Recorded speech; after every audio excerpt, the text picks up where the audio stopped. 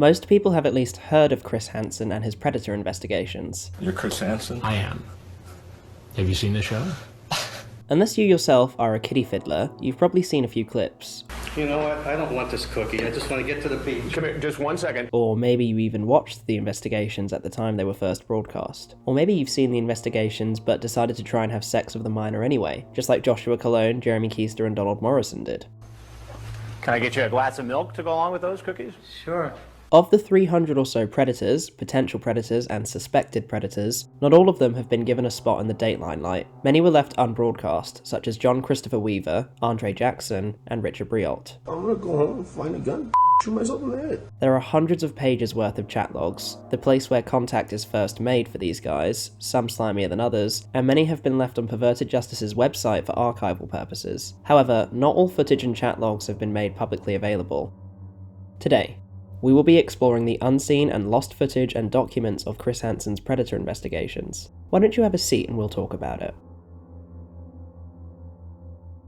The Riverside sting was one of the most successful stings ever conducted in the history of To Catch a Predator, and has led to countless memorable moments and characters, such as Sebastian Rodriguez and his tag-along David Makek, the 68-year-old Robert Lyons, the lying Jean-Pierre Michael Weary, and the most hated reoffender, Thomas Bodnar, a full-on child molester and scumbag who successfully sued the state for the condition of the prison toilets. 51 men in total were caught over the course of 3 days, with 48 subsequently being prosecuted and convicted, with most men receiving lifetime or 10-year sex offender registration alongside their prison and probationary sentences. No uncut police interrogations have ever been released and remain lost. Although uncut interviews for at least most of the predators interviewed by Hansen were at one point available as a subscription bonus on the now defunct MSNBC service, although not all of them were successfully mirrored onto the internet. Since this list is a little longer, any predators in the sting whose chat log and or uncut interview is available, I will not include. Also from this sting onwards, chat logs were withheld as evidence until convictions, and if a suspect was not convicted, the chat log would not be released publicly. Even if they were convicted, sometimes, they wouldn't always be published for whatever reason. YouTube seems to be purging a lot of the uncut interviews on grounds of harassment and bullying, so I'll be including those as lost if they haven't appeared anywhere else, or if they've been found again, I'll let you know where you can find them.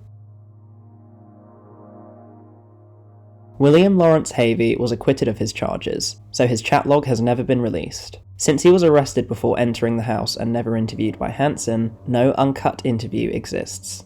Despite being convicted, Kurt Lemke's chat is, for unknown reasons, not available on PJ's website. His uncut confrontation can be found on YouTube. Peter Christopher Moore's chat log is unavailable even though he was convicted. The reason is unknown. His uncut confrontation can be found on YouTube. Stephen Coates, one of the more controversial predators for his subsequent music career on YouTube and flagging any videos talking about his sting, has no uncut interview that has resurfaced. His chat log is fully available online. Some extra footage from his Raw entry exists. Eric Pallison is another deeply shameful and disgusting reoffending predator who has consistently flagged any mentions of his name or any videos featuring him on the internet. Although his chat log remains, no uncut interview exists, and even his TCaP wiki page was deleted, most likely by Eric himself getting it taken down.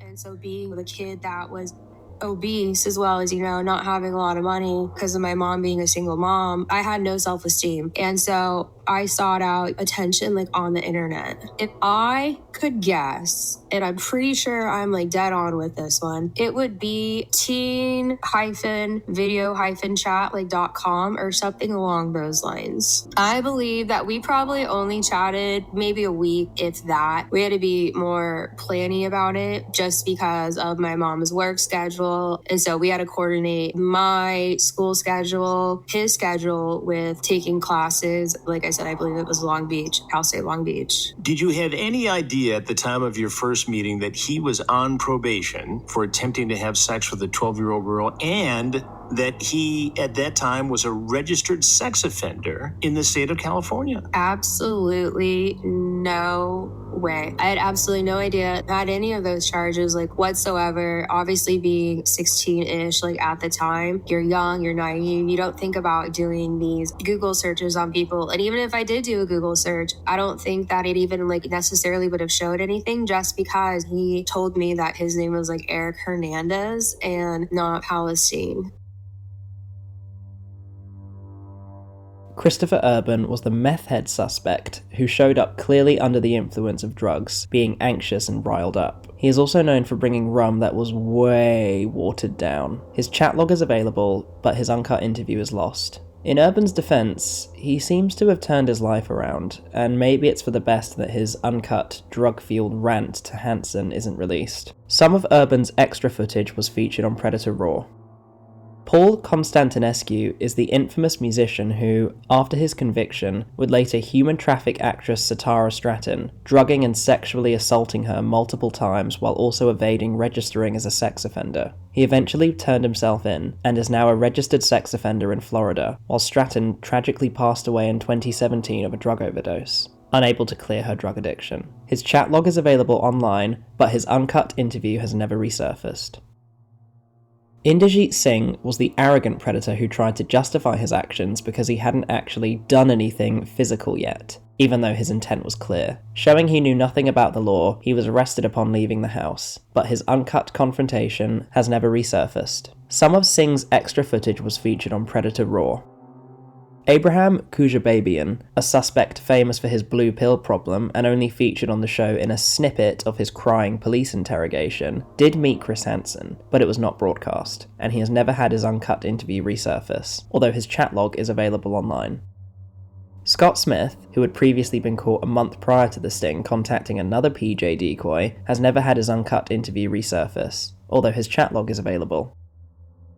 Despite being the most hated predator ever caught on the show for what a truly calculating, despicable, and disgusting Jimmy Savile tier monster he is, Thomas Bodnar's chat log has never been released, although his very short, uncut confrontation, surprisingly, has been. Hwang Paik absconded to his native South Korea prior to being convicted, so his chat log has never been released. His uncut interview with Chris Hansen is available on YouTube. Corey Ahia, another infamous hated predator, had his uncut interview available, but it has since been removed. It still partially exists via a commentary video created by TCaP YouTuber Walls, who, thanks to his commentaries, is responsible for saving a lot of the formerly available interviews. His chat log is available. Joey from TCaP also included it in his Top 35 Predators video, which is where I sampled this clip from. So thanks, Joey. The naive dimwit Nicholas Coco's interview was available, uncut, but has since been removed. A piece of it can be sampled through Joey TCap's Top 10 Dumbest Predators video. His chat log is fully available. Andre Jackson, a hidden gem infamous for his silent but obvious growing nervousness, had his uncut interview removed from YouTube, but it has been salvaged via Wall's commentary and archive.org. His chat log is available. John Mahon's confrontation was so brief that no uncut interview appears to have resurfaced. His chat log is available. Despite being convicted for years, Jean-Pierre Weary, one of my personal most hated predators, did not have his unique email-based chat log made available. It was later recovered by Joey in a dramatic reading for YouTube. The following is a list of predators whose segments never aired in the original show, with their uncut confrontations, if any, also being lost. Unless noted, their chat logs survive. I'll also note down if they ever entered the house and were arrested before having a chance to be interviewed by Hansen, so pay attention. Alvin Hall, Hoy Dick Eddie Chan, Danny Swinney, Daryl Madley, Eric Gamonal, Karampal Singh Nakay, Spencer Cho, Philip Jerahung Singh, and Gregory Paul Diderich and Maurice Ruiz. I'm going to stop here for a moment. These two sick bastards, who I only just found out about as I'm writing this, appeared throughout the final product a few times, but they were never interviewed by Hansen. What makes them noteworthily sick? They were a couple meeting the decoy for a potential three-way and, despite being registered sex offenders, they retained custody over Ruiz's children from a prior relationship. What the fuck? It maybe would have been an interesting interview, but I guess Del, who clearly isn't a male upon a simple glance, just wasn't convincing enough, and they fled the scene, only to be arrested shortly afterwards.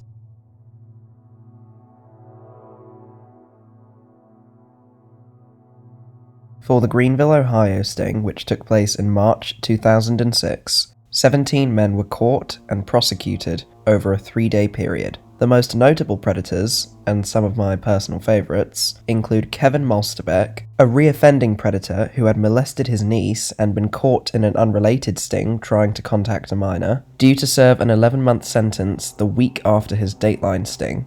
Nathan Downhour, a possibly autistic man who fans believed had the traits of a serial killer. I know it's wrong. And Jeffrey Stacy, the infamous Mickey Mouse-sounding man who was possibly murdered by his wife years later, and is one of the most quotable and memed suspects in any of the stings. Let's just say if TCaP had an icon, he'd probably be it. What's wrong with that? You ask if she does anal. It's a question. This sting is the first instance of uncut police interrogations and even the booking process for the men being available. All chat logs are available online, as all men were convicted. However, not all uncut interviews and interrogations have been released, and some uncut confrontations have been removed since their initial uploads. According to data sourced from MSNBC, uncut interrogations that were never re-uploaded on YouTube were on the site, but they were not successfully mirrored. And all I want to do is party. You're trying to find a pedophile. I'm not. But you're here. I'm here to party. And maybe have sex with a teenager. Maybe. And if you put this on the air, I'll sue. Alonzo Wade's uncut interview and police interrogation have not resurfaced, although his chat log is available. Some extra footage has surfaced via Predator Raw. Fantasies dreamed up online or in your mind.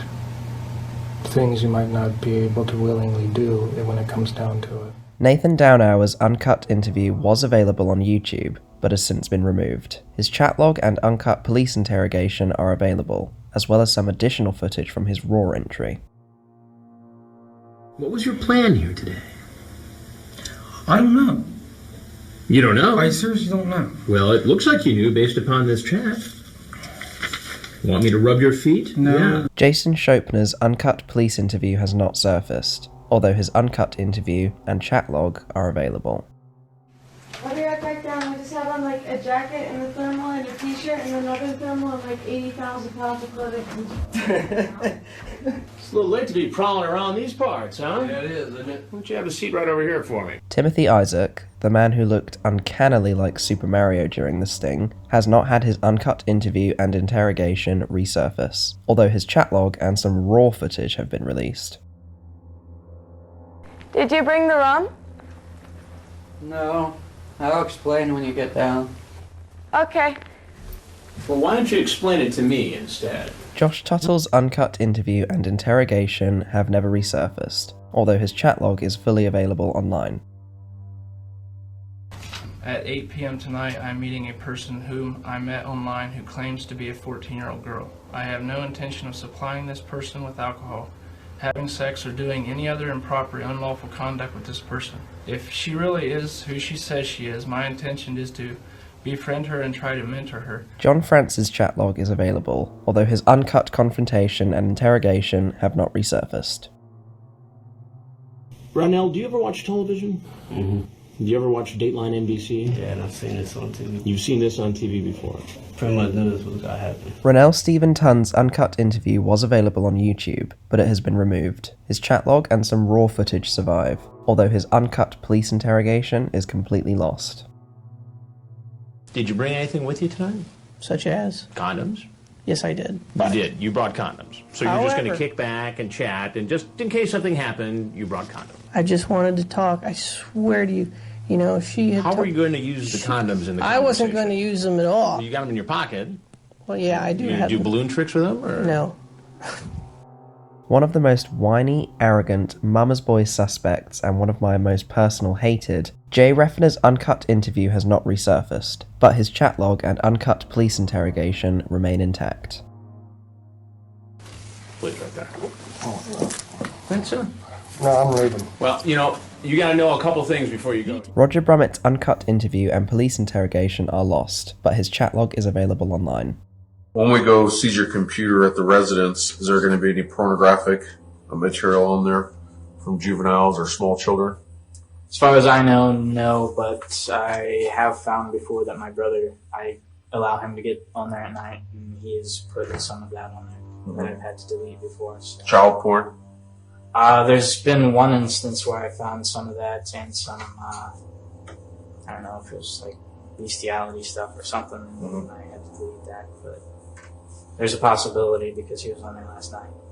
Rob Klein's chat log and uncut interrogation with police survive, but his uncut interview with Hansen is missing. Glenn Mitchell, a reoffender who had previously made contact with Perverted Justice in 2003, never went to the Sting House, so no interview with Hansen exists. His uncut police interrogation is lost, but his chat log is available.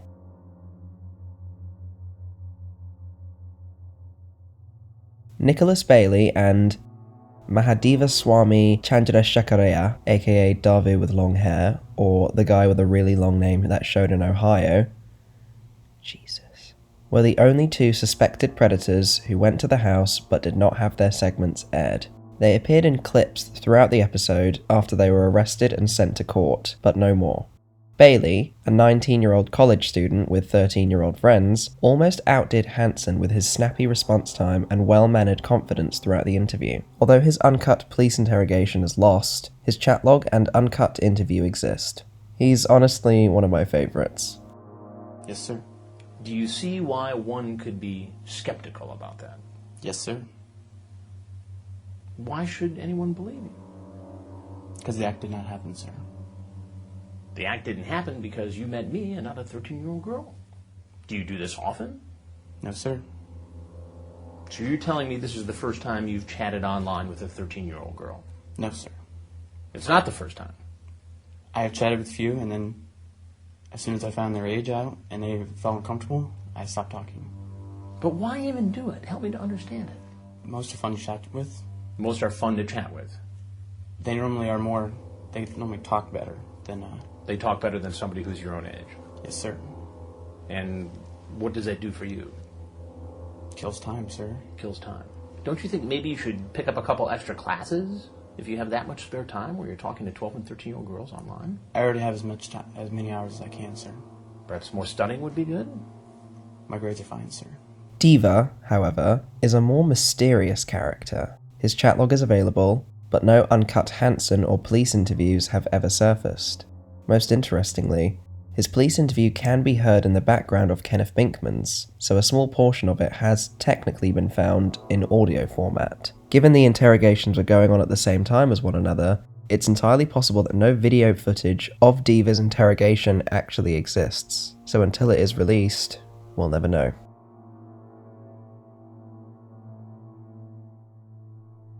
Listen, everybody knows Florida is a fucked up place, so it's no surprise that it was rich full of memorable... I'm not sure if I would have done that, but... Marvin, you're naked! Slightly comedic... Can I get you a glass of milk to go along with those cookies? Sure. Creepy... I don't have a last name. And sometimes downright disturbing men seeking sex from minors. Did you bring condoms? Mm-hmm.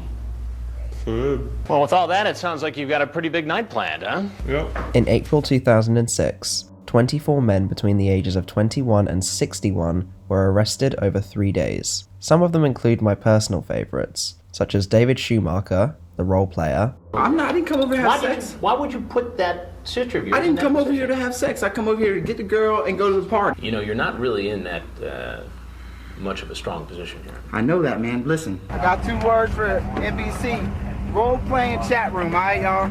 Because, man, the girl was role-playing. Ryan Gosselin, the man with no last name, and Donald Morrison, the 48-year-old loser who still lived with his parents and actually thanked Chris Hansen for giving him a kick in the pants. You're 48 years old, Donald. Why should you rely on your mommy to do discipline? Unfortunately, there just isn't a lot of lost media to talk about, and that is the point of this video, so this will be a quick one.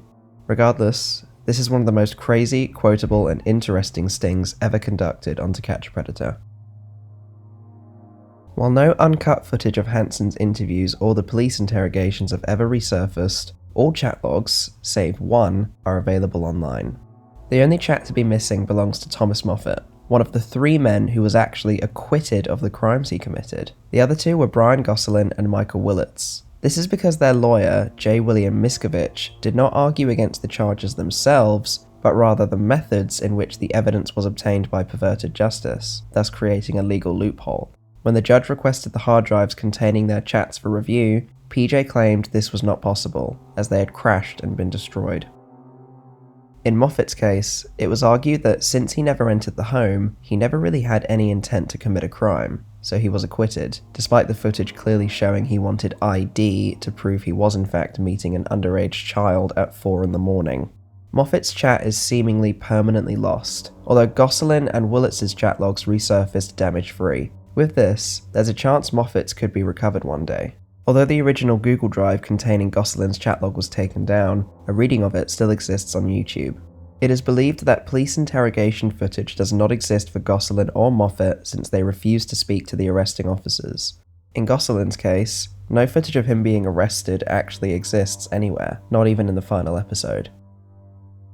Miguel Lozoya, Peter Hernandez, Daniel Trust, and Brian Emmons were unaired predators who only featured very briefly in the final episode, with some short quotes such as, "I'd like to walk out," and "I don't want my face on TV." Their edited interviews, if completed before it was decided they would only feature briefly, remain lost, and no uncut confrontations have been released for them either. All their chat logs are available online.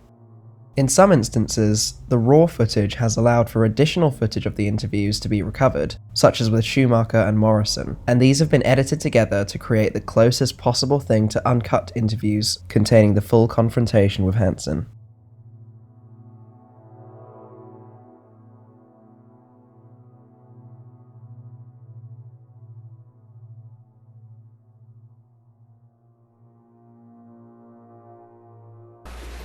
You know what? I don't want this cookie. I just want to get to the beach. Come here, just 1 second. He stumbles off the porch